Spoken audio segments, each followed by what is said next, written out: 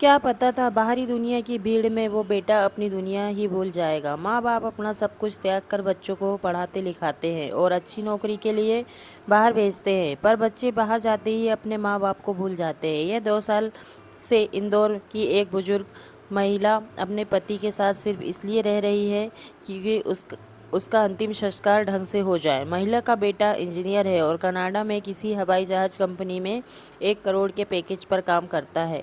इतना कुछ होने के बाद भी कनाडा जाने के बाद आज तक बेटा ना वापस आया और ना ही पैसे ही भेजता है। यदा कदा फ़ोन पर बात जरूर हो जाती है और अब वो भी महीनों के से बंद हुए है। संजय प्लेस में एक चाय के खोखे पर बैठी बुजुर्ग महिला लोगों से पूछ रही थी कि थोड़ी देर बैठी रहूं, दुकानदार हटाएगा तो नहीं।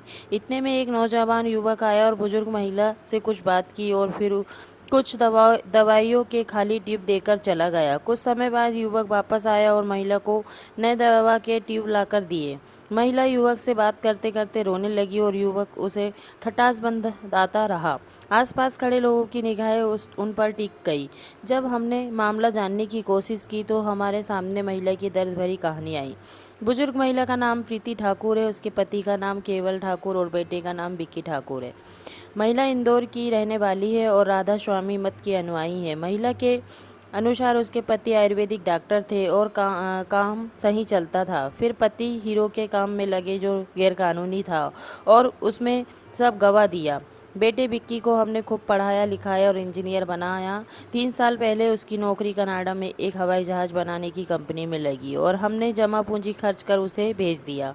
शुरू में 2 बार उसने पैसे भेजे फिर बंद कर दिए। जब हमने पूछा कि इंदौर का घर भेज दे तो उसने मना किया। पति का एक्सीडेंट हो गया तो भी वो नहीं आया। कहता है कि उसे 4 साल का काम करने के बाद छुट्टी मिलेगी। हमने कह दिया कि अगर हम दो में से एक बचा तो हम मकान बेच देंगे। बुजुर्ग प्रीति इंदौर से आगरा राधा स्वामी सत्संग सभा में सत्संग के लिए आई थी। यहाँ कुछ दिन उन्होंने रामलाल वृद्धाश्रम में गुजारे। वह विदेश बंदिशों में रहना अच्छा नहीं लगा तो उन्होंने नगला पदी न्यू आगरा में किराए का मकान ले लिया। प्रीति दयाल बाग सत्संग सभा जाती है और वहाँ उसकी भोजन आदि की व्यवस्था हो जाती है। घर का किराया इधर उधर से लोगों द्वारा मांग कर देती है। कोई दवा देता है तो कोई चाय पिला देता है। इस तरह उनका जीवन चल रहा है। पूछने पर कहती है कि यह पूर्वजन्म का फल है, इसलिए इस जन्म में सत्संग करती हूँ ताकि अगली बार सब ठीक हो जाए। बात करते समय महिला के आंसू देखकर हर कोई दर्द से भर गया। लोग महिला को देखकर सोच रहे थे कि बच्चों को